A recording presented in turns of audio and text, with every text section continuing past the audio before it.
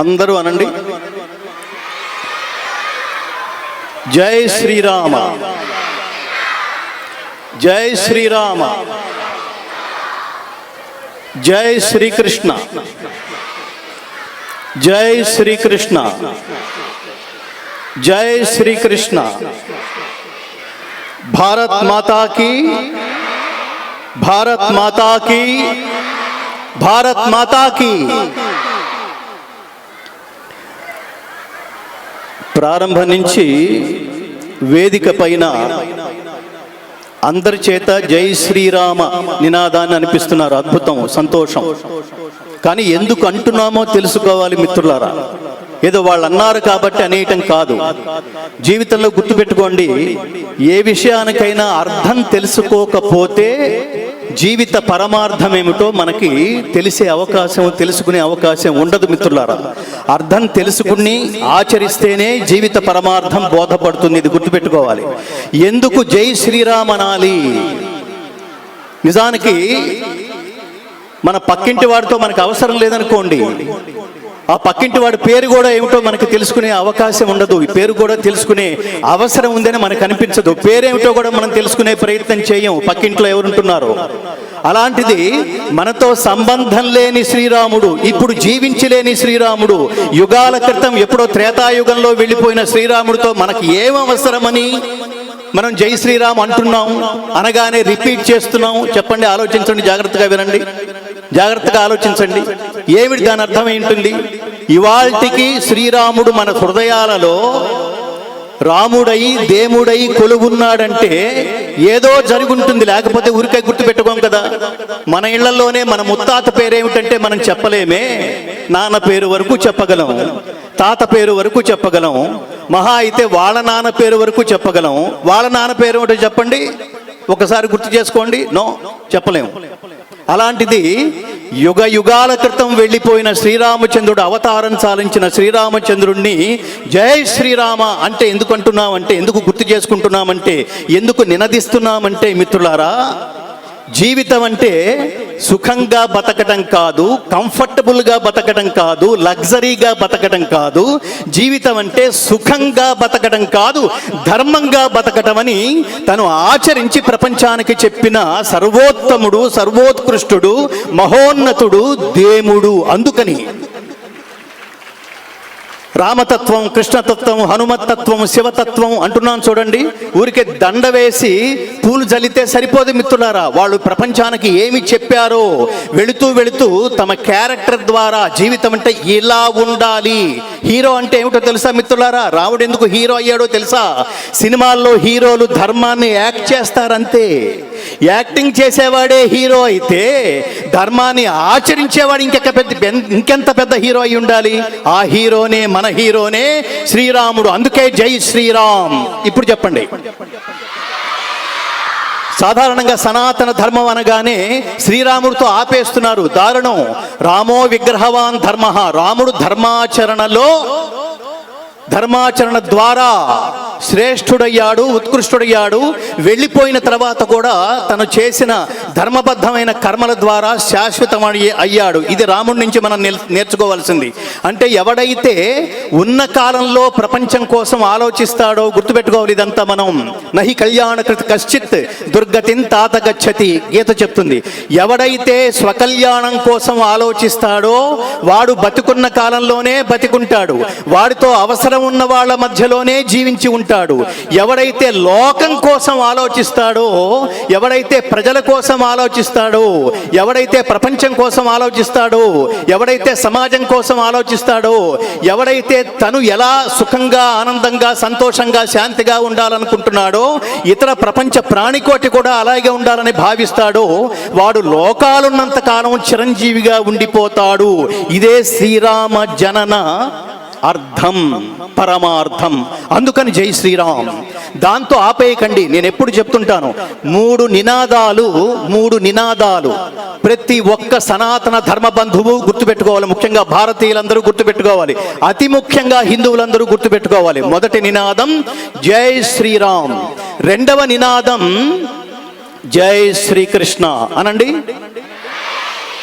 ప్రతి వాళ్ళు ఈ 3 చదవాల్సింది, 3 నినాదాలు గుర్తుపెట్టుకోవాల్సిందే. ఏమిటి శ్రీకృష్ణుడు గొప్పతనం అంటే, ప్రపంచంలో అత్యధిక ప్రాంతం అజ్ఞానాంధకారంలో మునిగి ఉన్న సమయంలో ప్రపంచంలోని మానవులందరినీ ఉద్దేశించి, నాన్న మీరు ఎక్కడి నుంచి వచ్చారో, తిరిగి ఎక్కడికి వెళ్ళాలో తెలియని కన్ఫ్యూజన్లో జీవిత యాత్ర గడుపుతున్నారు నాన్న, మీకు ఒక ఉత్తమమైన ఉన్నతమైన సర్వోత్కృష్టమైన పాఠాన్ని చెప్తాను. ఈ పాఠం కనుక మీరు తెలుసుకుంటే లైఫ్లో సెటిల్ అయిపోయినట్టే, నా అనుగ్రహం పరిపూర్ణంగా పొందగలిగినట్టే, సమాజం అనుగ్రహం పరిపూర్ణంగా పొందగలిగినట్టే. మీరు జీవించే 50, 60, 70, 80 సంవత్సరాల తర్వాత కూడా మీరు ఈ లోకంలో లేని కాలంలో కూడా లోకమంతా మిమ్మల్ని గుర్తు పెట్టుకునేట్టుగా జీవనం ఉత్తమమైన, ఆదర్శవంతమైన, శాంతిమయమైన, నిస్వార్థమైన జీవితం గడపాలంటే నేను ఒక అత్యద్భుతమైన పాఠం చెప్తాను నాన్న. ఈ పాఠం జాగ్రత్తగా విని ఫస్ట్ లెవెల్, రెండవ లెవెల్ జాగ్రత్తగా అర్థం చేసుకుని సెకండ్ లెవెల్, మూడో లెవెల్ అర్థం చేసుకున్న దాన్ని ఆచరించి, ఇది 3వ లెవెల్. 4వ లెవెల్ ఆచరించిన దాన్ని ప్రచారం చేసేవాడు ఎవడైతే ఉంటాడో వాడు ఈ లోకాలున్నంత కాలం క్షేమంగా ఉండిపోతారు నాన్న. అందుకని దయచేసి నేను చెప్పిన పాఠం వినండి అని తన ఉత్తమోత్తమైన శిష్యుడైన అర్జునుని నిమిత్తంగా చేసుకుని ప్రపంచ మానవాళికి, అండర్లైన్, ఇది దేశ కాల జాత్యాదులకు అతీతంగా, కులాలకి, మతాలకి, దేశాలకి, కాలాలకి, ప్రాంతాలకి అతీతంగా శ్రీకృష్ణ పరమాత్మ చెప్పిన, బోధించిన సార్వజనీనమైన, ఎక్స్పైరీ డేట్ లేని, కాలం చల్లని, అత్యద్భుతమైన, ప్రపంచానికి చెందిన ఒకే ఒక్క పాఠం బోధించిన దేశం భారతదేశం. ఆ పాఠాన్ని బోధించిన విశ్వ గురువు పేరు, ఆ గురువు ఎవరు? కృష్ణం వందే జగద్గురుం. జగద్గురుం అంటే యూనివర్సల్ టీచర్. ఏ పరమాత్మ, ఏ టీచర్ అయితే ఒక పాఠం చెప్తే ప్రపంచంలో దేశ కాల జాత్యాదులకు అతీతంగా, అరే భలే అద్భుతంగా చెప్పాడు ఈ పాఠం, మనని ఉద్దేశించి చెప్పిందే అని ప్రతి ఒక్క మానవుడు భావిస్తాడో అంత ఉన్నతమైన పాఠం చెప్పిన దేశంలో పుట్టినందుకు ఇటు ఒక పక్కన జై శ్రీకృష్ణ అనండి. దాంతో పాటు గుర్తుపెట్టుకోవాలి, 3వ పాఠం ఏం చెప్పాను, 3వ నినాదం ఏమి చెప్పాను? భారత్ మాతాకి. దీని నుంచి మనం నేర్చుకోవాల్సింది ఏమిటంటే, ఎందుకు భారత్ మాతాకి జై? భారతదేశంలో పుట్టినందుకు జై అయినా, ఏ ఇతర దేశంలో పుట్టినా కూడా జై అనేంత స్థాయి, సామర్థ్యం, సంస్కారం, సంస్కృతి ఇతర దేశాల్లో మనకు కనిపిస్తుందా అని ఒక్కసారి ఆలోచిస్తే గుర్తుపెట్టుకోండి, ఏ దేశమైనా లేదా ఏ వంశమైనా ఆ వంశంలోనో ఆ దేశంలోనో పుట్టిన వాళ్ళ గొప్పతనం, పుట్టిన వాళ్ళ మహనీయ తత్వం, పుట్టిన వాళ్ళ ఆదర్శ గుణం వల్లే ఆ దేశమో ఆ వంశమో ప్రకాశిస్తాయి. అది గుర్తుపెట్టుకోవాలి. ఎక్కడ శ్రీరామచంద్రుడు ఎవరి వంశము అంటే, వెనక 17 తరాల మా వంశం గొప్పతనం తెలుసుకోవాలనుకుంటున్నాను గురుదేవా అన్నాడు శ్రీరామచంద్రుడు. ఎవరిని? యాగ సంరక్షణార్థం తనతో పాటు తీసుకువెళ్ళిన గురువైన విశ్వామిత్రుణ్ణి. అప్పుడు విశ్వామిత్రుడు, నాన్న నీ వంశ ప్రతిష్ఠ ఏమిటో చెప్తాను, మీరు ఎవరి వంశం వాళ్ళో తెలుసా? భగీరథుడు. ఇప్పుడు మీరు స్నానం చేయబోతుంది ఏ నదిలోనో తెలుసా? గంగా నది. దీని విశిష్టత ఏమిటో తెలుసా? ఇది భూలోకానికి ఎందుకు వచ్చిందో తెలుసా? అక్కడి నుంచి పాతాళానికి ఎందుకు వెళ్ళిందో తెలుసా? ఈ లోకానికి, ఆకాశ గంగను భూలోకానికి తీసుకువచ్చిన మీ వంశం వాడే నాన్న. 17 తరాల ముందు వాడు, మహాప్రతిష్టాత్మకమైన వాడు, మహా తపస్వి. ఆయన పేరు భగీరథుడు. తన వంశంలో తన పితరులకి సద్గతులను ప్రాప్తింపజేయడానికి 60,000 మంది సగర పుత్రులను, పాతాళంలో బూడిద కుప్పలై పడి ఉన్న సగర పుత్రుల మీదుగా గంగను ప్రవహింపచేస్తే తప్ప వాళ్ళకి శాంతి లేదు, వాళ్ళకి సద్గతులు ప్రసాదించవు అని తెలుసుకుని గంగ కోసం లక్షల సంవత్సరాలు తపస్సు చేశాడు మిత్రులారా. ఇది గుర్తుపెట్టుకోవాలి. అలా తపస్సు చేస్తే ప్రత్యక్షమైన గంగ నేను డైరెక్ట్గా భూమి మీద పడితే ఆ వేగాన్ని, ఆ శక్తిని, ఆ తాకిడిని ఈ భూమాత భరించలేదు. అందుకని ఆ వేగాన్ని, ఆ శక్తిని తగ్గించగలిగేవాడు పరమేశ్వరుడొక్కడే. మళ్ళీ ఆయన గురించి తపస్సు చేయి అంటే మళ్ళీ లక్షల సంవత్సరాలు తపస్సు చేశాడు. ఇదంతా ఆయన కోసం కాదు, గుర్తుపెట్టుకోవాలి. నిస్వార్థంగా బతకటమేమిటో, లోకం కోసం బతకడమేమిటో, వంశం కోసం బతకడమేమిటో, సంస్కారం సంస్కృతి ధర్మం కోసం బతకడమేమిటో ప్రపంచానికి చెప్పిన ఒకే ఒక్క దేశం మేరా భారత్ మహాన్, మన దేశమే, మన దేశమే. కాబట్టి అలా తపస్సు చేశాడు. శివుడు ప్రత్యక్షమయ్యాడు, ఆకాశగంగని జటాజూటంలో బంధించాడు, తద్వారా శక్తి వేగాన్ని తగ్గించాడు.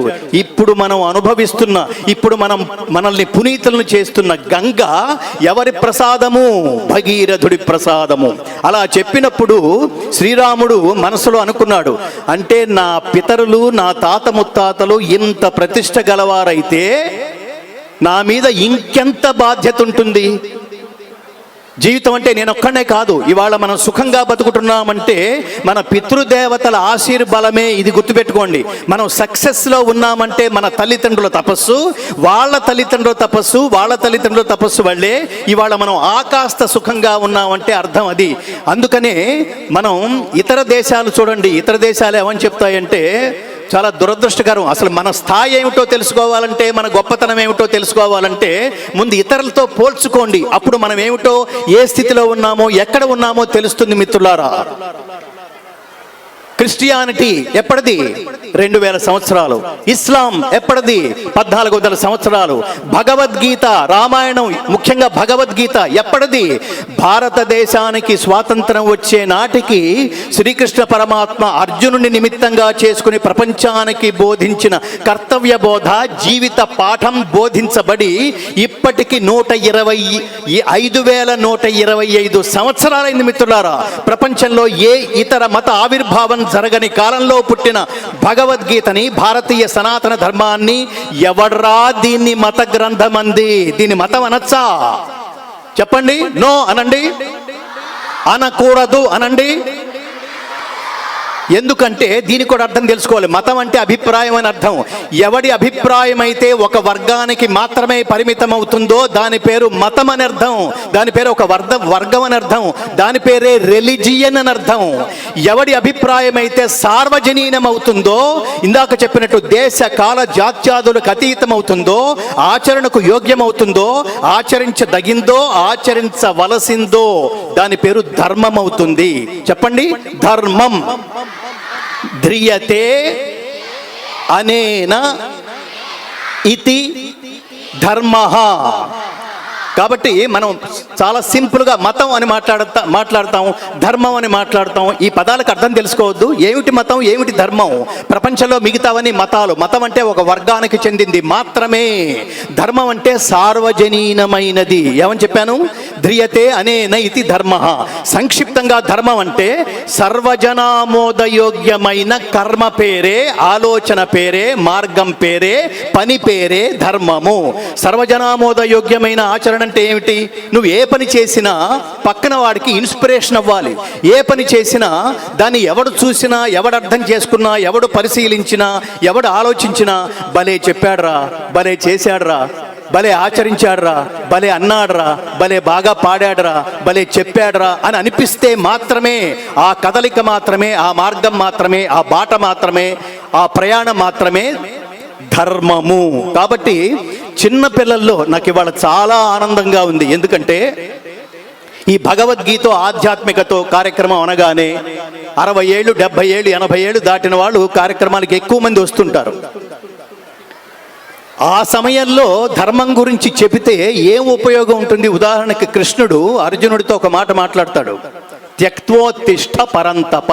త్యక్త్వా వదిలిపెట్టు, ఉత్తిష్ట లే, పరంతప శత్రువులను తప్పింపచేయు ఓ అర్జునుడా లే అన్నాడు. ఏమి వదిలిపెట్టమన్నాడంటే క్షుద్రం హృదయ దౌర్బల్యం, నీచమైన ఈ మనోదౌర్బల్యమును వీడే. మనోదౌర్బల్యం అంటే ఏమిటి? Mental sickness, mental weakness. అంటే ఏమిటి? నేను ఇది చేయలేను, అది మాత్రమే చేయగలను, నా శక్తి ఇంతే.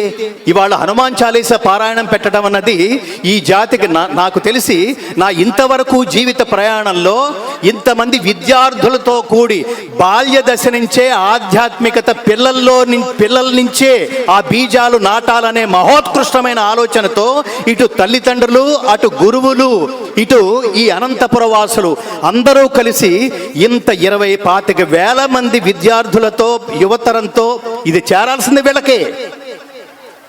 స్వార్థం లేని సమాజం ఏర్పడాలంటే హనుమాన్ చాలీసా చదవండి, భగవద్గీత నేర్పించండి. బాల్య దశ నుంచే సంక్షిప్త రామాయణాన్ని సంక్షిప్తంగా ఏంటో తెలుసుకోండి ఇవాళ. ఎందుకంటే పిల్లల్లో బాగా ఆలోచించండి, పిల్లల్లో అలాగే యువతరంలో వాళ్ళు చాలా స్ట్రాంగ్గా ఉన్నారు. ఫిజికల్గా చాలా స్ట్రాంగ్గా ఉన్నారు, ఫైనాన్షియల్గా చాలా స్ట్రాంగ్గా ఉన్నారు. ఒక్కొక్కళ్ళు లక్షలు శాలరీలు సంపాదిస్తున్నారు, కానీ మెంటల్గా చాలా వీక్గా ఉన్నారు. మిత్రులారా, చిన్న సమస్య వస్తే వెంటనే ఆత్మహత్య, 4 మార్కులు తగ్గితే వెంటనే ఆత్మహత్య. ఇట్లాంటిది మానసిక దుర్బలత్వం పోవాలంటే ఇందాక మహాత్ములు చెప్పారు, ఏమవుతుంది హనుమాన్ చాలీసా చదివితే, ఏమొస్తుంది హనుమాన్ చాలీసా చదివితే, ఏం తెలుస్తుంది భగవద్గీత చదివితే, ఏం తెలుస్తుంది శ్రీరామచంద్రుడి వ్యక్తిత్వం క్యారెక్టర్ గురించి తెలుసుకుంటే, ఏం తెలుస్తుంది సీతమ్మ తల్లి అంటే. పురుషుణ్ణి బీజం అంటాం, స్త్రీని క్షేత్రం అంటాం. బీజం పాడైతే బీజానికి మాత్రమే నష్టం, క్షేత్రం పాడైతే సమాజానికి నష్టం. అందుకని బీజం కంటే క్షేత్రం ఇంకా చాలా సంస్కారవంతంగా ఉండాలి. అది బాల్య దశ నుంచే చెప్పించడానికి మన సీతమ్మ తల్లి ప్రపంచానికి గొప్ప ఉదాహరణ. మిత్రులారా, తెల్లవారితే పట్టాభిషేకం, హంసతూలిక తల్పాలపైన శయనించవలసిన శ్రీరామచంద్రుడు, రాజ్యాన్ని భోగించవలసిన శ్రీరామచంద్రుడు, ధర్మపత్ని సమేతంగా సీతా సమేతంగా భోగించవలసిన శ్రీరామచంద్రుడు గెట్అవుట్, అడవికి పొండి అంటే అసలు ముఖంలో ఏమాత్రం ఎక్స్ప్రెషన్స్లో చేంజ్ లేదు. మిత్రులారా, ఏమిటి అసలు వెళ్ళిపోమంటే, ఇక్కడేమో ఇతర మతంలో చూస్తున్నాం కదా, ఔరంగజేబు ఏం చేశాడు, టక్కున రాజ్యపాలన కోసం ఆ సీటు కోసం వేసేశాడు వాళ్ళ నాన్నని. ఆ తర్వాత వాడు వీడిని జైల్లో పెట్టేశాడు. ఈ ఫెసిలిటీస్ ఇలా ఉన్నాయని ఇతర మతాలు చెప్తున్నాయి చూడండి.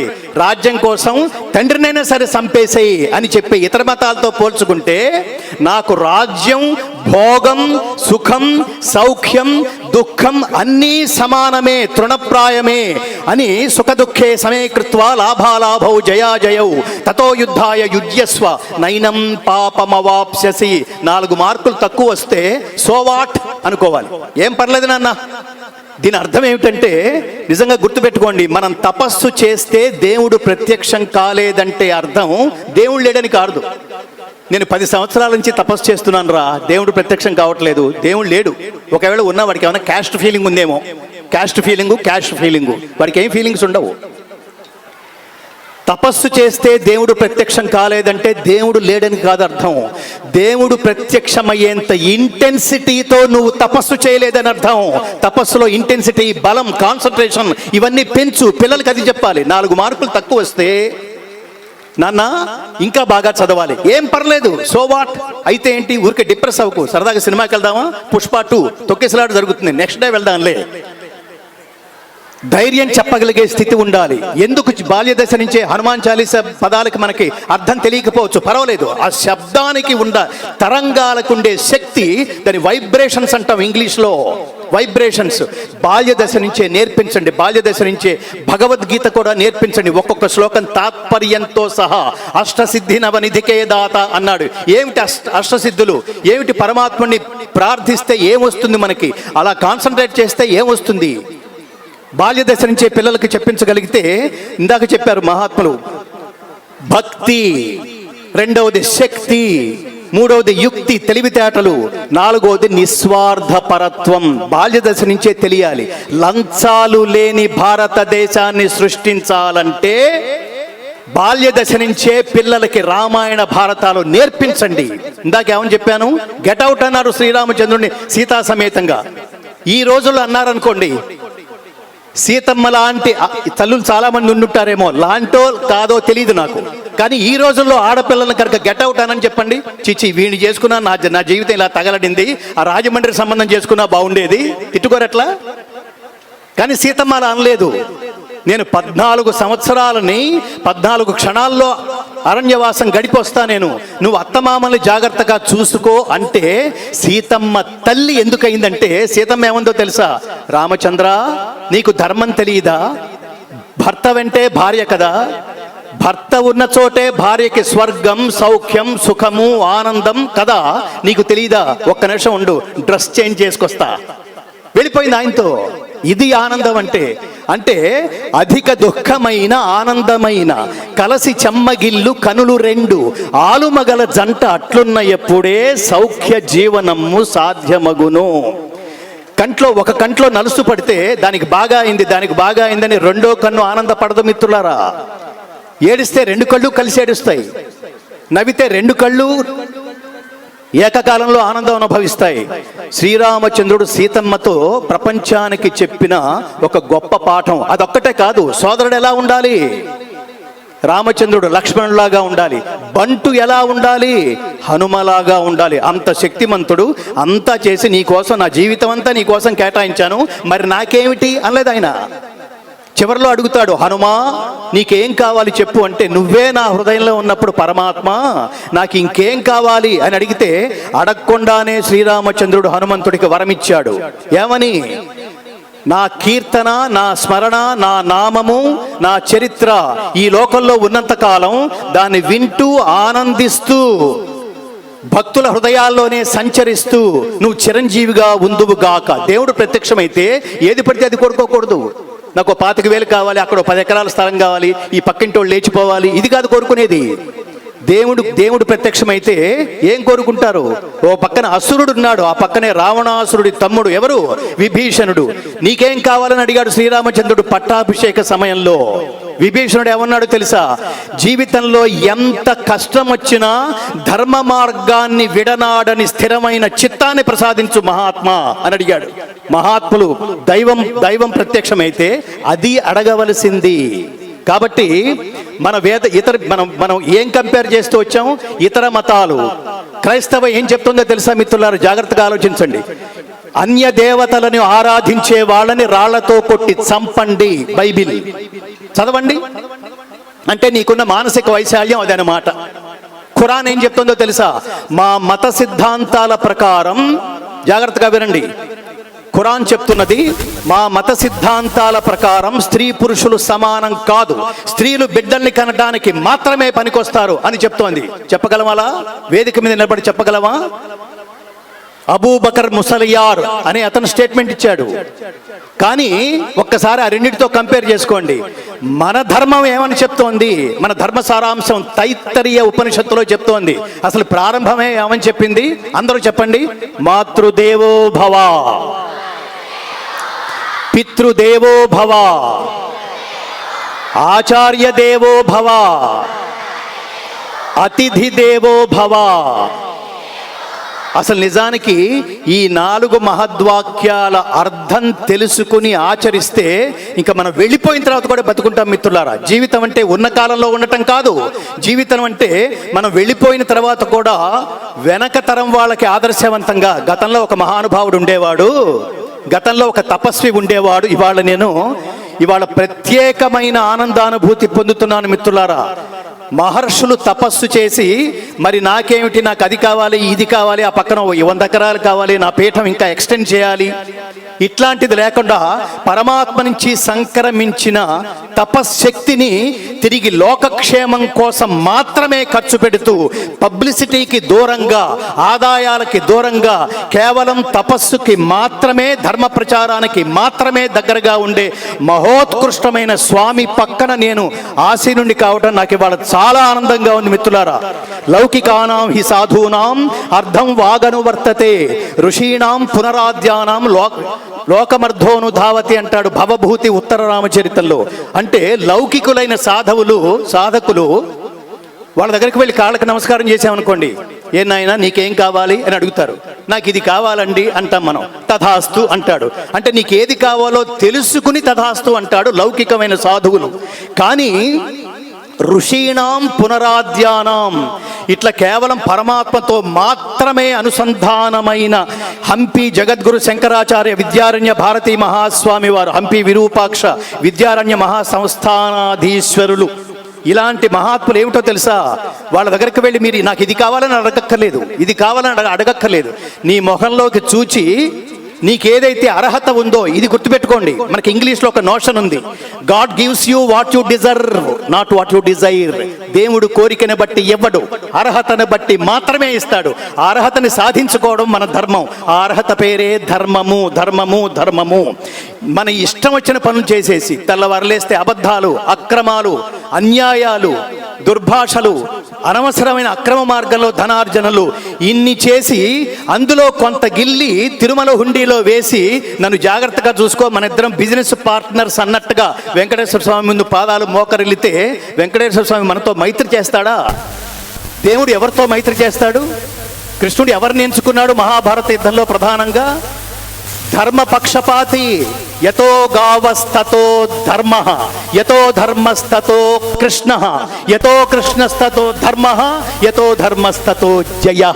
ఎంత గొప్ప దేశంలో పుట్టామయ్యా! తల్లి తర్వాత అంతటి స్థానాన్ని గోవుకిచ్చి తల్లి పాలలో ఉండే బలవర్ధకమైన ఆహారంతో పాటు, రోగనిరోధక శక్తితో పాటు, సంస్కారంతో పాటు ఇంతటి ఉన్నతమైన జీవితాన్ని ప్రసాదించగలిగే ఆలోచనలు, సంస్కారం అన్ని ఇవ్వగలిగే పాలు కలిగిన ఒకే ఒక్క జంతువులాగా మనం చూస్తున్నాం. కానీ మాత అన్నాం. ఏమన్నాం?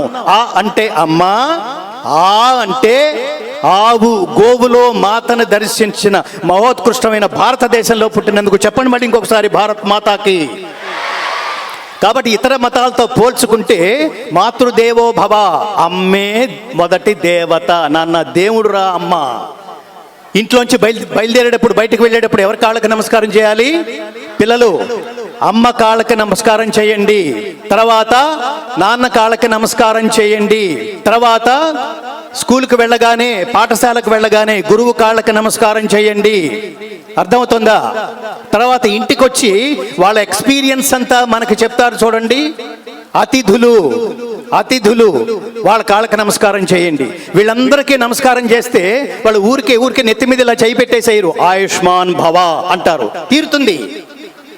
ఆరోగ్యమాన్ భవ, తీరుతుంది. శతాయుష్మాన్ భవ, శతాధికాయుష్మాన్ భవ. వాళ్ళు ఆశీర్వదిస్తే ఎన్ని వందలైనా బతికేస్తావు నువ్వు.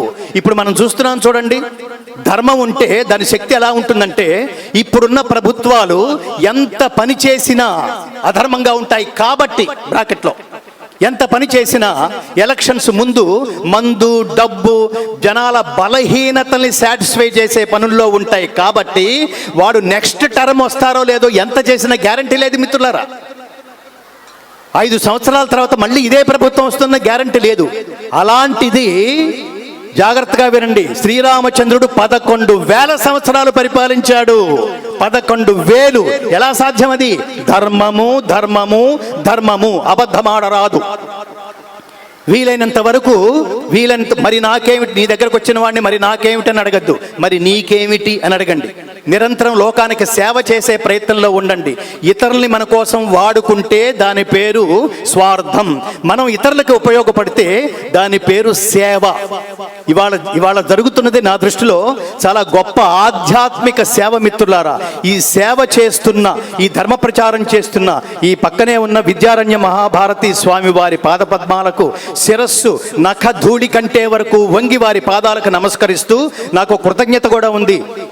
నేను ఇవన్నీ చెప్తున్నానంటే నాకు అర్హత ఉండాలి. అదేమిటంటే, నా జీవితం అంతా వదిలేసి, అసలు జీవితం అంటే ఎంటర్టైన్మెంట్ కాదు, ఎన్లైటైన్మెంట్. సరదాగా వచ్చాం, ఏదో సరదాగా వచ్చి సరదాగా పోవడం కోసం కాదు జీవితం అంటే. తిరిగి ఏదో ఒకటి ఇచ్చిపోవడం, వచ్చిపోవడం కాదు, తిరిగి ఏదో ఒకటి ఈ లోకానికి ఇచ్చిపోవడం. అలా అనుకున్నప్పుడు దేవుడు నాకు ఇచ్చిన ప్రతిభకిని అని తిరిగి ఈ ప్రపంచానికి ఏమి ఇవ్వగలను? మామూలుగా మనం చేస్తోంది, ఉదయం 7 గంటలకు లేస్తే రాత్రి 10 గంటలకో 11 గంటలకో వస్తే మన జేబు ఎంతవరకు నిండిందని మాత్రమే చూస్తున్నాం మిత్రులారా. ఇంతవరకు ఇల్లు కట్టుకోలేదు, ఇంతవరకు ఇల్లు కొనుక్కోలేదు, ఇంతవరకు స్థలం కొనుక్కోలేదు, ఈ గొడవలోనే ఉన్నాం మిత్రులారా. ఇవన్నీ వదిలేసిపోతాం. తల్లి గర్భము నుండి ధనము తేడెవ్వడు, వెళ్ళిపోయేడి నాడు వెంటరాదు. లక్షాధికారైన లవణమన్నమే గాని మెరుగు బంగారము మృంగబోడు. ఇది కదా జీవితం. ఇది బాల్య దశ నుంచే పిల్లలకి నేర్పిస్తే, నాన్న ఏది శాశ్వతం కాదు, చదువు బాగా చదువుకో, బాగా నేర్చుకో, నువ్వు డాక్టర్ అవుతావా అవ్వు, అన్నీ వదిలేసి భజన చేయమని చెప్పలేదు శ్రీరామచంద్రుడు. నువ్వు ఏ సబ్జెక్ట్ అయితే ఎంచుకున్నావో దాని తాలూకు ఫలితాన్ని లోకానికి దైవానికి అర్పించి పని చేయమని చెప్తున్నాడు. ఇది కదా రహస్యం అంటే. డాక్టర్ అయ్యావు, ఇవాళ చూడండి, హెల్త్ పాడైతే హాస్పిటల్కి వెళితే 15 రోజులు 20 రోజులు 30 రోజులు హాస్పిటల్లో ఉంటే మొత్తం రికవర్ అయ్యి బయటకు వచ్చే సమయానికి వాడి బిల్లు చూసి మళ్ళీ అక్కడే హార్ట్ అటాక్ వచ్చి మళ్ళీ అదే స్ట్రెచర్ మీద జాయిన్ అవుతున్నాం ఆ బిల్లు చూసి. మనుషుల మనస్తత్వం, ఆలోచన విధానం మారాలి మిత్రులారా, మారాలి మారాలి మారాలని చెప్తే గీత చెప్తుంది, మనుష్యాణం సహస్రేషు కశ్చిత్ యతతి సిద్ధయే. కోట్లలో మళ్ళీ ఎవడో ఒకడు మారతాడు. మనం చూసాం కదా, ఈ మధ్యన కరోనా వచ్చింది, ఏమైనా మార్పు తెచ్చిందా? కరోనా వెళ్ళిపోయింది. మళ్ళీ మన దురన్యాయాలు, మళ్ళీ మన అక్రమాలు, మళ్ళీ మన పాత జీవితం మామూలు ఏమన్నా మార్పు తీసుకొచ్చిందా చెప్పండి? ప్రపంచమంతా ఆర్థికంగా సర్వనాశనం అయిపోతే ప్రపంచానికి కాపాడవలసిన వైద్య విధానాలు ఎన్ని వేల కోట్లు సంపాదించేసినాయో ఆ టైంలో శవాల మీద. ఆలోచించండి, మారదా ప్రపంచం? మారదా ప్రపంచం? ఇలాంటి ఎన్ని కార్యక్రమాలు పెడితే మారుతుంది? ఇది బాల్య దశ నుంచే పిల్లల్లో ఆధ్యాత్మిక బీజాలు నాటడం ద్వారా. నేను అండర్లైన్ చేస్తున్నాను, ఆధ్యాత్మికత అంటే రిటైర్మెంట్ సబ్జెక్ట్ కాదు. ఆధ్యాత్మికత అంటే రిటైర్మెంట్ సబ్జెక్ట్ కాదు. ఆధ్యాత్మికత అంటే మరణానికి సమీపంగా వెళ్ళిన వాడు పట్టుకోవాల్సిన పుస్తకం కాదు భగవద్గీత, పట్టుకోవాల్సిన పుస్తకం కాదు రామాయణం. ఏం చెప్తున్నాడో అర్థం చేసుకోవాలి. యద్యదాచరతి శ్రేష్ఠః తత్తదేవేతరో జనః సయత్ ప్రమాణం కురుతే లోకస్తదనువర్తతే.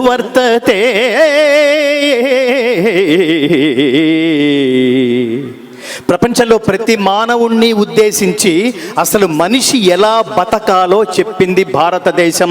శ్రీకృష్ణ పరమాత్ముడు అర్జునుని నిమిత్తంగా చేసుకుని బోధించిన భగవద్గీత రూపంలో. ఎలాంటే ఎవడన్నా భగవద్గీతనో రామాయణన్నో ఒరే మీవన్నీ మత గ్రంథాలరా అంటే వాడి లాగి లెంపకాయ కూడా చెప్పండి, మాది మతం కాదురా జ్ఞానం, మాది మతం కాదురా ధర్మం. ధర్మం అంటే అర్థం ఏమిటో తెలుసా? దానికి ఉదాహరణే ఈ శ్లోకం. ఇలాంటివి పుంఖాను పుంఖాలుగా ఉన్నాయి. యద్యత్ ఆచరతి శ్రేష్ఠః తత్తదేవ ఇతరో జనః సయత్ ప్రమాణం కురుతే లోకః తదనువర్తతే. ఇందులో దేవుడు ఎక్కడా లేడు, ఇందులో భక్తుడు ఎక్కడా లేడు. ఒక ఉత్తమ గురువు ఒక ఉత్తమ విద్యార్థిని ఉద్దేశించి చెప్పిన అత్యద్భుతమైన జీవిత పాఠం భగవద్గీత. ఉత్తముడు దేన్ని ఆచరిస్తే లోకమంతా దాన్నే ఆచరిస్తుంది. ఉత్తముడు దేన్ని ప్రమాణంగా అంగీకరిస్తే లోకమంతా అతన్నే అనుసరిస్తుంది. అంటే దాని అర్థం ఏమిటంటే భగవద్గీత మీరు నేర్చుకుంటే ఇంకా ఫ్యాన్స్ ఉండరు, ఫాలోవర్స్ ఉంటారు. అందుకని భగవద్గీత నేర్చుకోవాలి. చెప్పండి, యద్యదాచరతి శ్రేష్ఠః తత్తదేవేతరో జనః సయత్ ప్రమాణం కురుతే లోకః తదనువర్తతే. ఇందాక చెప్పినట్టు రిటైర్మెంట్ సబ్జెక్ట్ కాదు మిత్రులారా. బాల్య దశ నుంచే ఏ బీజ స్థాయిలో మీరు ఇలాంటి ఆధ్యాత్మికతను నేర్పుతారో, ఆధ్యాత్మికత అంటే రెండు అర్థాలు. ఆధ్యాత్మికత అంటే దైవం గురించి చింతన, ఆధ్యాత్మికత అంటే ఆత్మ అనే శబ్దానికి జీవితం అనే అర్థం, శరీరం అనే అర్థం కూడా ఉంది. కాబట్టి ఈ శరీరాన్ని, ఈ జీవిత యాత్రని ఎంత అద్భుతంగా, ఎంత అందంగా, ఎంత స్ఫూర్తిదాయకంగా, ఎంత ఆదర్శవంతంగా దీన్ని ప్రయాణింపచేయాలో ఆ పాఠాన్ని జీవిత ప్రారంభ దశలోనే నేర్పించాలి. 60-70 ఏళ్ళు దాటిన తర్వాత మాతృదేవో భవ అనే పదానికి అర్థం తెలుసుకున్నాడు అనుకోండి, వెనక తిరిగి చూస్తే అమ్మ లేదు, ఎక్కడుంది? గోడెక్కింది. పితృదేవో భవ 70 సంవత్సరాల తర్వాత నాన్న లేడు, ఎక్కడున్నాడు? ఫోటో ఫ్రేమ్ కట్టించి గోడెక్కించారు. అతిథి దేవో భవ, ఇప్పుడు నీ గోపిక లేదు, కనిపించిన వాళ్ళందరినీ గంటల తరబడి వాయించేస్తున్నామని ఎవరు రావడం కూడా మానేశాడు. ఎందుకప్పుడు? అప్పుడు చెప్పేందుకు? మాతృదేవో భవ అనే పదాన్ని కూడా అర్థం తెలుసుకోవాలి. మాతృదేవో భవ, తల్లి దేవత, తండ్రి దేవుడు, ఆచార్యుడు దేవుడు, అతిథి దేవుడు. ఎందుకు దేవుడితో పోల్చారు వీళ్ళని? ఈ అర్థం తెలుసుకోవాలి. ఎందుకు దేవుడితో పోల్చారంటే దేవుడికేదో క్యారెక్టర్ ఉండాలి, అందుకనే దేవుడితో పోల్చారు. దేవుడు ఏదో విషయంలో గొప్పవాడు అయి ఉండాలి, అందుకని వీడిని దేవుడితో పోల్చారు. ఏమిటా గొప్పతనం అంటే మనిషి తపస్సు చేస్తాడు, దేవుడు ప్రత్యక్షమవుతాడు. ప్రత్యక్షమైన దేవుడు మనిషిని ఉద్దేశించి ఏమని అడుగుతాడు? చాలా కష్టపడి ప్రత్యక్షమయ్యాను రా, మరి నాకేమి ఇస్తావు అని అడగడు. నీకేం కావాలి నాన్న అని అడుగుతాడు. వీడు చాలా తెలివిగలవాడు కదా, అందుకని తపస్సు కూర్చునే ముందే డెఫినెట్గా ఏదో రోజు దేవుడు ప్రత్యక్షం అవుతాడు. సడన్గా ప్రత్యక్షమైతే కన్ఫ్యూజన్లో ఒకటి అడగబోయి ఇంకోటి అడిగి ఎందుకు ఈ గొడవ అని తపస్సు కూర్చునే ముందే పెద్ద పచారీ సరుకు లిస్టు లాగా ఒకటి రాసుకుని జేబులో పెట్టుకుని తపస్సు కూర్చుంటాడు. ఇప్పుడు దేవుడు ప్రత్యక్షమై ఏమని అడిగాడు, నీకేం కావాలి నాన్న అని. 1 minute స్వామి అన్నాడు. అలాగే నాన్న, టేక్ ఎవర్ 1 time అన్నాడు దేవుడు. వెంటనే జేబులోంచి లిస్టు తీసి నాకు అది కావాలి, ఇది కావాలి, అది కావాలి, ఇది కావాలి, ఒక అరగంట లిస్టు చదివాడు. ఇప్పుడు దేవుడు అంతసేపు తీసుకోలేదు, వెంటనే ఉన్నాడు, తథాస్తు అన్నాడు. అంటే దాని అర్థం ఏమిటంటే, జాగ్రత్తగా వినండి పిల్లలు, దాని అర్థం ఏమిటంటే దేవుడంటే ఇచ్చేవాడు, జీవుడంటే తీసుకునేవాడు అని అర్థం. దాని లక్ష్యార్థం, దాని పరమార్థం, దాని అంతరార్థం, దాని అసలు అర్థం ఏమిటో తెలుసా? మనిషి కూడా సమాజం నుంచి తీసుకునే స్థితి నుంచి తిరిగి సమాజానికి ఇచ్చే స్థితికి ఎదిగితే మనిషే దేవుడు అని అర్థం. మన పిల్లల్ని దేవుళ్ళు చేయండి, మనుషులుగానే మిగిలిపోనివ్వకండి. స్కూల్స్లో, కాలేజెస్లో ఎలా చదివితే ఎన్ని మార్కులు వస్తాయి, ఎన్ని మార్కులు వస్తే ఏ ఉద్యోగం వస్తుంది, ఏ ఉద్యోగం వస్తే ఎంత సంపాదించవచ్చు, ఇంతవరకు మాత్రమే, లౌకికంగా బతకడం వరకు మాత్రమే చెబుతాయి చదువులు. ఈ చదువుల్లో మనకి జ్ఞానం దొరకదు. అసలు జ్ఞానం అంతా ఇక్కడ దొరుకుతుంది. రామాయణం, భారతం. ఎందుకు శ్రీరాముడు వెళ్ళిపోమనగానే బాధపడలేదు? దాని పేరు ఏమంటారు? స్థిత ప్రజ్ఞత. కష్ట సుఖాల్లో ఒకే రకంగా ఉండాలి, చలించకూడదు. అదే చెప్తోంది. తర్వాత కాలంలో, తర్వాత యుగంలో శ్రీకృష్ణ పరమాత్మ మనిషి ఎలా ఉండాలో చెప్తూ, దుఃఖేష్వనుద్విగ్నమనాః సుఖేషు విగత స్పృహః వీతరాగ భయక్రోధః స్థితధీర్మునిరుచ్యతే.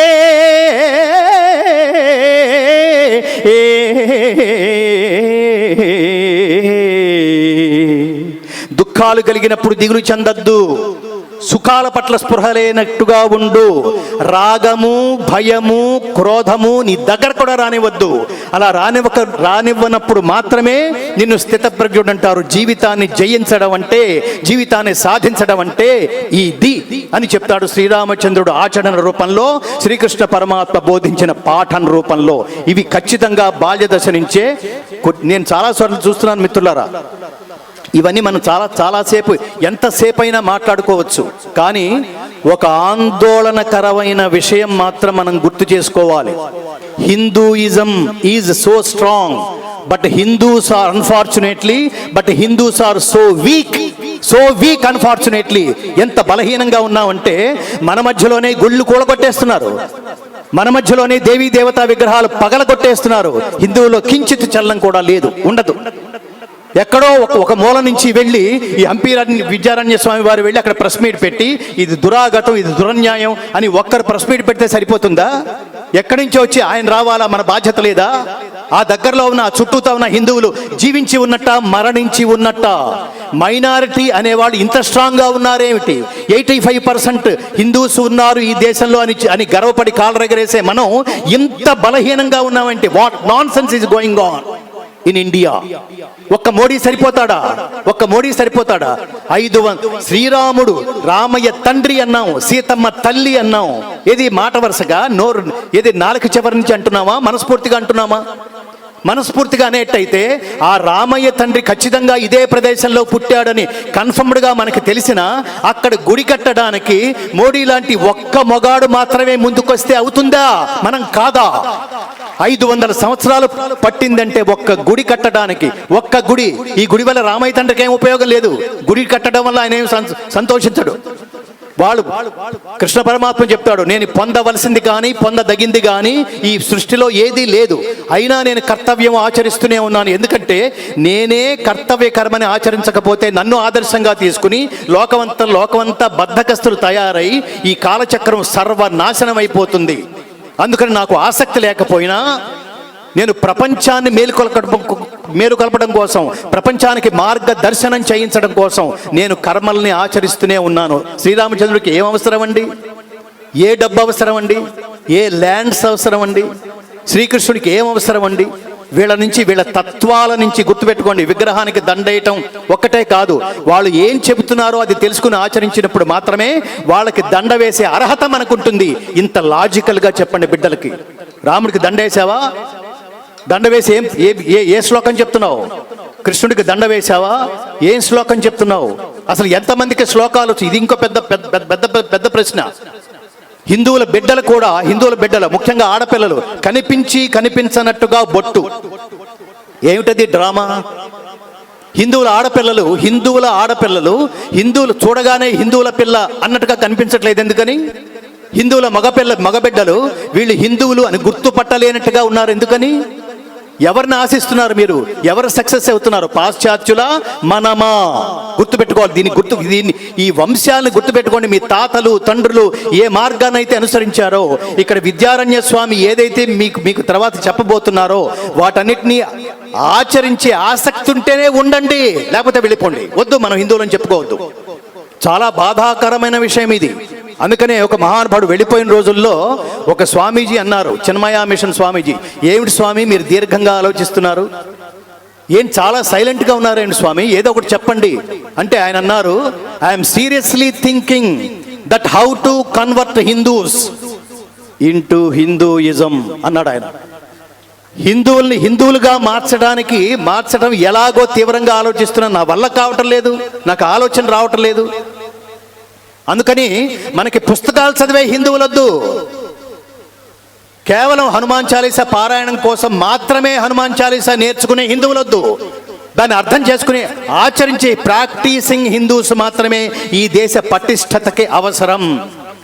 మనది చెప్పాను ఇందాక, మనది చాలా సార్వజనీనమైనది.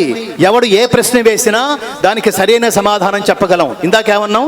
ఇతర దేవతలను ఆరాధించే వాళ్ళని రాళ్లతో కొట్టి చంపండి అని బైబిల్ చెప్తుంటే మన భగవద్గీత ఏం చెప్తుందో తెలుసా? యో యో యాం యాం తనుం భక్తః శ్రద్ధయార్చితుమిచ్చతి తస్యాచలాం శ్రద్ధాం తామేవ విదధామ్యహం. ఏ భక్తుడు ఏ దేవతా స్వరూపాలని అర్చించగోరుతున్నాడో వాడికి ఆ దేవతల పట్ల స్థిరమైన శ్రద్ధను నేను ప్రసాదించుతున్నాను. అట్లు ప్రసాదించిన శ్రద్ధతో ఆ భక్తుడు ఆయా దేవతలని ఆరాధించి నా అనుగ్రహానికి పాత్రుడై ఆ దేవతల ద్వారా తన అభీష్టమును నెరవేర్చుకొనుచున్నాడు. ఎంత లాజికల్ గా ఉందండి ఇది. అంతా ఇచ్చేది ఎవరు? పరమాత్మే. మనం దేని నమ్ముతాం? అన్నిటినీ ఆరాధిస్తాం, అన్నిటినీ పూజిస్తాం కదా. ముఖ్యంగా పిల్లలకి నేర్పవలసింది, ఎవరెవరిని పూజిస్తే ఏమేమి దక్కుతుంది. ముందు ఇంట్లోంచి బయటకు వచ్చాం, ఎవరికి దండం పెట్టాలి? ఆరోగ్యం భాస్కరాదిచ్చేత్. ఎవరిస్తారు ఆరోగ్యం? విజయం సూర్యదేవుడు అని ఎవరు చెప్పారు? వాల్మీకి. ఎవరికి బోధించాడు? శ్రీరామచంద్రుడికి. ఎక్కడ? యుద్ధ సమయంలో. బోధించింది ఏమిటి? ఆదిత్య హృదయం పుణ్యం సర్వశత్రు వినాశనం జయావహం జపే నిత్యం అక్షయం పరమం శివం సర్వమంగళ మాంగళ్యం సర్వపాప ప్రణాశనం చింతాశోక ప్రశమనం ఆయుర్వర్ధనముత్తమం. పిల్లలకు నేర్పించండి. పిల్లల నోట్లోంచి, పెద్దవాళ్ళ నోట్లోంచి కూడా చాలా ఈజీగా ఏం పాటలవి? అంటావా? ఎందుకది? దేనికి అనాలో చెప్తోంది రామాయణం, దేనికి అనాలో చెప్తోంది భారతం. గుర్తుపెట్టుకోండి. ఏం తెలుసుకోవాలో, ఏం చేయాలో చెప్తుంది రామాయణం, ఏం చేయకూడదో చెప్తుంది భారతం, ఏం చేస్తే పరమాత్మ అనుగ్రహం పొందుతామో చెప్తోంది భాగవతం, భగవద్గీత. కాబట్టి కొడతారా? గట్టి కొట్టండి. అందరూ ఒక మాట అనుకుని కొట్టండి.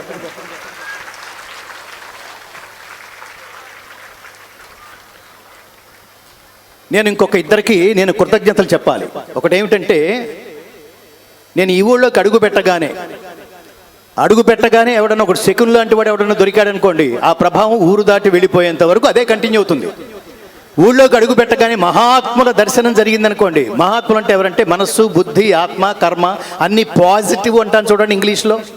ప్రశాంతంగా ఉంటే అలాంటి సత్సంగం ఉన్న చోట మనకు అమేయమైన శక్తి జనిస్తుంది. అలాంటి సత్సంగానుభూతి నాకు కలగజేసిన మహానుభావులు శ్రీ ప్రమోద స్వామి గారు, అభయాంజనేయ స్వామి దేవాలయం వ్యవస్థాపకులు. అలాగే శ్రీ డాక్టర్ కొండా నరసింహారావు గారు దంపతులు రాజమహేంద్రవరం జోన్. వారికి పరమాత్ముడు ఆయుష్, ఆరోగ్యం, సంపద, ఐశ్వర్యం, విజయం, స్థిరమైన నీతి ప్రసాదించవలసిందిగా ప్రార్థిస్తూ, అలాగే పూజ్య భావంతో, ఆదరణ భావంతో మళ్ళీ ఎప్పుడు ఇక్కడ అడుగుపెట్టినా వారి ఆతిథ్యమే స్వీకరించాలనే ఆప్యాయత అనురాగాలతో వారిచ్చిన అమృతతుల్యమైన ఆతిథ్యం ఆజన్మాంతం నేను ఎప్పుడు గుర్తుపెట్టుకుంటాను.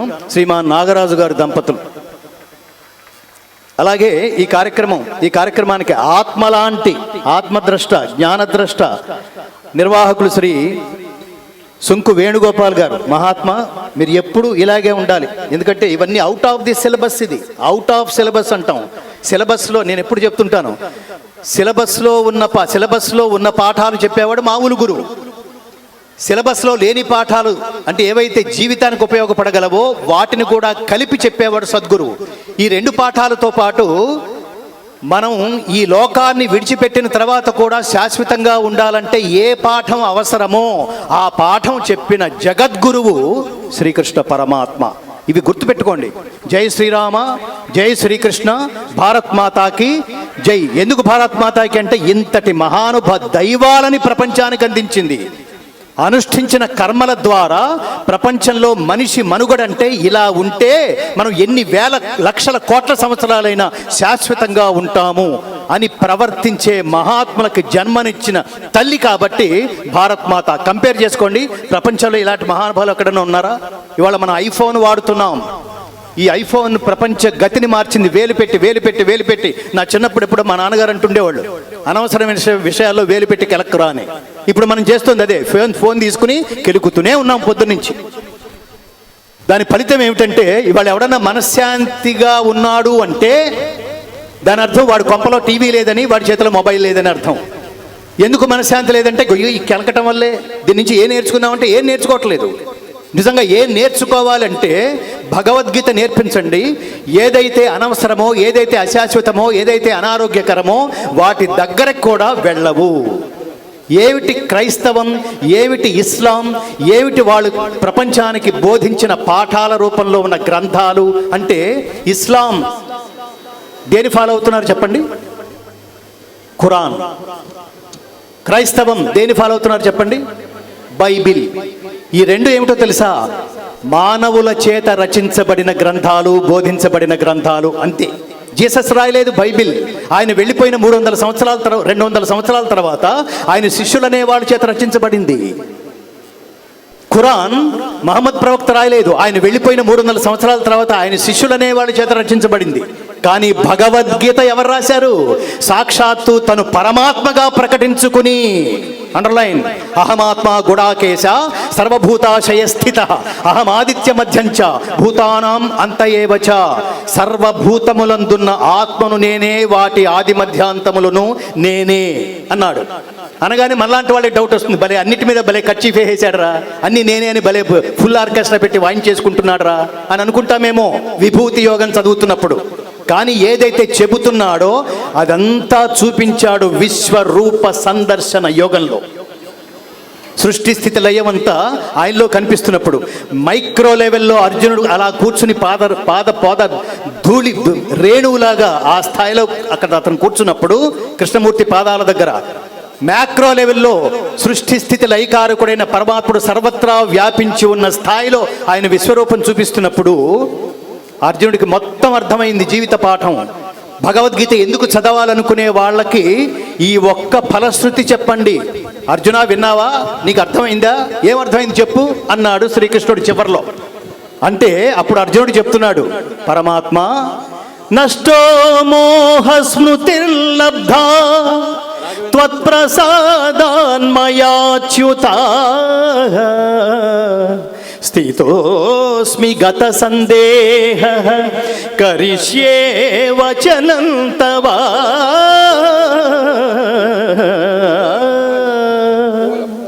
పరమాత్మ బాగా గుర్తుపెట్టుకోండి, భగవద్గీత చదివితే నష్టో మోహ. మోహం అంటే తెలుగులో మోహం కాదు, సంస్కృతంలో మోహం అంటే, తెలుగులో మోహం అంటే పిచ్చ, సంస్కృతంలో మోహం అంటే అజ్ఞానము. ఏమన్నాడు? నా అజ్ఞానము తొలగిపోయినది. రెండవది, నాకు సుజ్ఞానము లభించినది. మూడవది ఏమిటి చెప్పండి?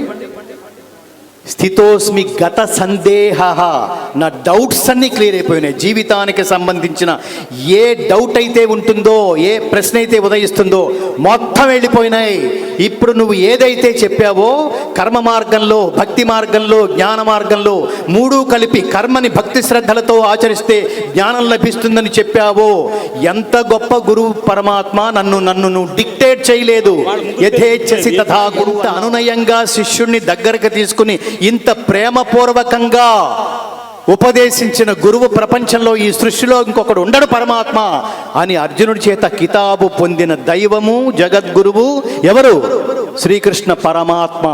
ఈ రెండు యుగకర్తల సారాంశం అదే. ఆయన ధర్మాన్ని అనుష్ఠించి ఇలా జీవించాలరా అని చెప్పాడు.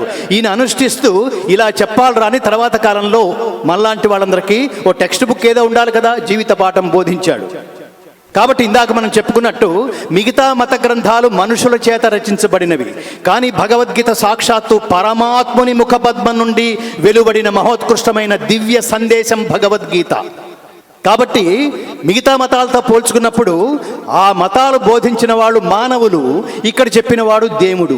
ఈ మానవుడికి దేవుడికి తేడా ఏమిటంటే, మానవుడు మాట్లాడితే దాని పేరు మాట, అదే మాట దేవుడు మాట్లాడితే మంత్రము. భగవద్గీతలో ఉన్నవి శ్లోకాలు కాదు, మంత్రాలు. గుర్తుపెట్టుకోండి. ఈ మంత్రాల్లో ప్రధానంగా సర్వకార్య సిద్ధి మంత్రము అని మంత్రద్రష్టల చేత పేర్కొనబడిన మహోత్కృష్టమైన మంత్రము భగవద్గీతలోని 18వ అధ్యాయంలో 66వ శ్లోక తుల్యమైన శ్లోక రూపంలో ఉన్న మంత్రము. ఒకసారి అందరూ చెప్పండి. సర్వధర్మాన్ పరిత్యజ్య మామేకం శరణం వ్రజ అహం త్వా సర్వ పాపేభ్యః మోక్షయిష్యామి మా శుచః. సర్వధర్మాన్ పరిత్యజ్య అన్నాడు భగవద్గీత సారాంశంలో. ఇది అత్యద్భుతమైన వాక్యం. సర్వధర్మాన్ పరిత్యజ్య. ప్రతిదానికి మీరు వాచ్యార్థం వెతుక్కుంటే మనకు అసలు అర్థం తెలియదు మిత్రులారా. దీని అసలు అర్థం ఏమిటంటే, అసలు ధర్మాన్ని ఆచరించు అని చెప్తున్న పరమాత్మ సర్వధర్మాన్ పరిత్యజ్య అన్నాడేమిటి? సర్వధర్మాలు వదిలిపెట్టమన్నాడేమిటి? ఇక్కడ ధర్మానికి అర్థం ఏమిటి? ఇక్కడ ధర్మం అంటే ధర్మం అని కాదు మిత్రులారా, సమస్త కర్మ ఫలాల్ని నాకు వదిలిపెట్టు. ఏ పని అయితే చేస్తున్నావో ఆ పని చేసే శక్తిని, ఆ తెలివితేటల్ని, ఆలోచనల్ని, ఆ ఆసక్తిని, ఆ సంస్కారాన్ని ఎవరైతే ఇచ్చారో ఆ పరమాత్మకే పరమాత్మ సర్వం శ్రీకృష్ణ అర్పణమస్తు.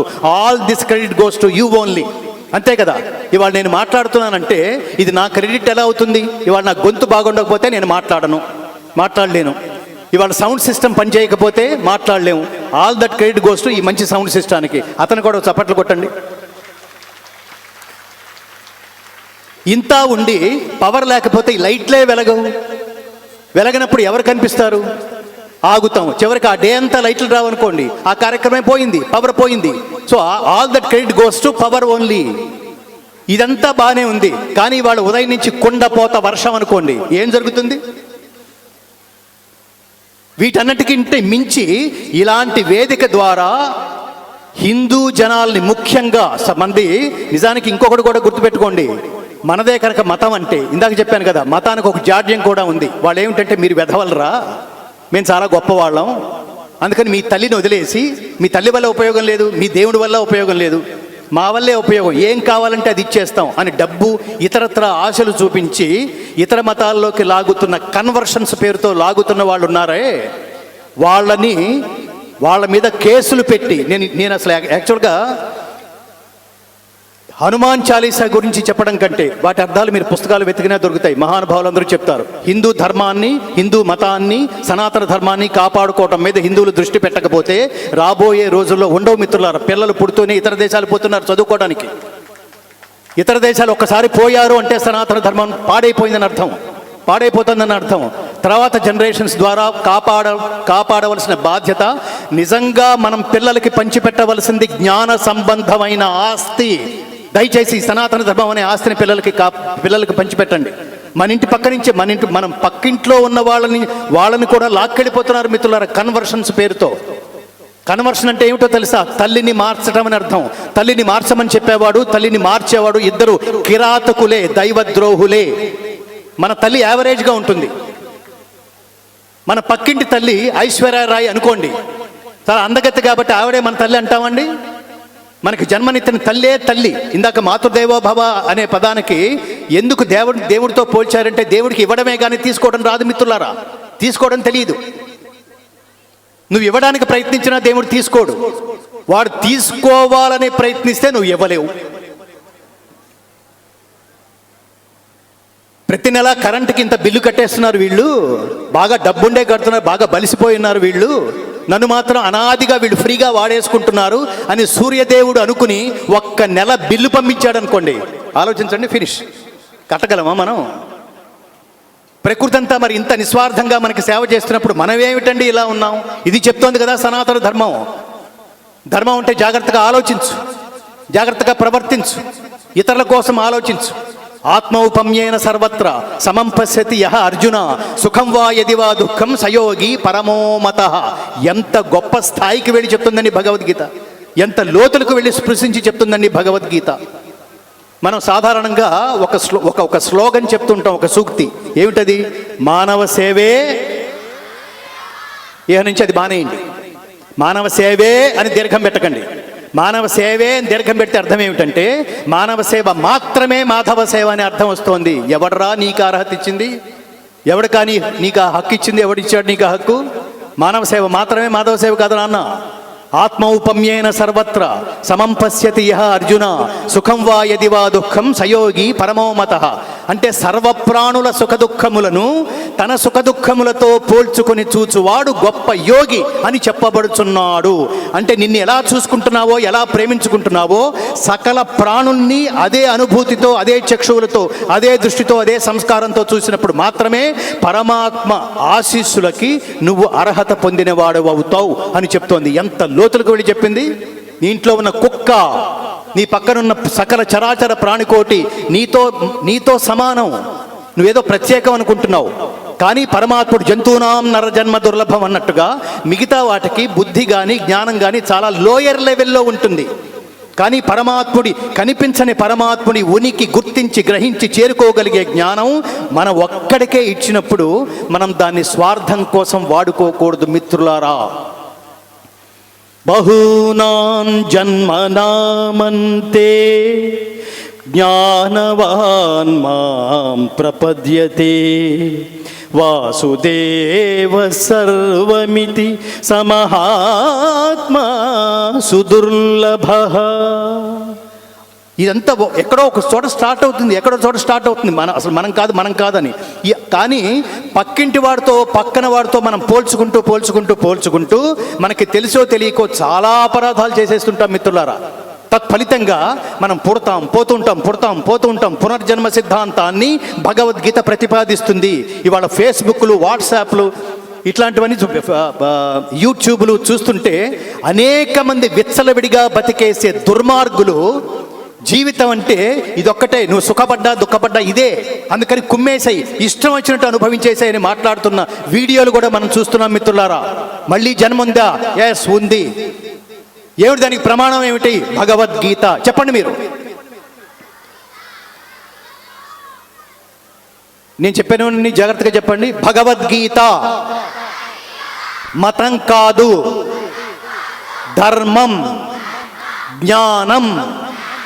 భగవద్గీత ఉత్తమ జీవన విధాన మార్గం. భగవద్గీత ఉత్తమ వ్యక్తిత్వ వికాస బోధనం.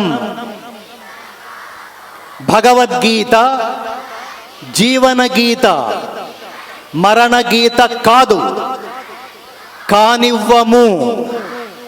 భగవద్గీత సర్వమానవులకు ఆశాదీపం, సాధకులకు కల్పవృక్షం.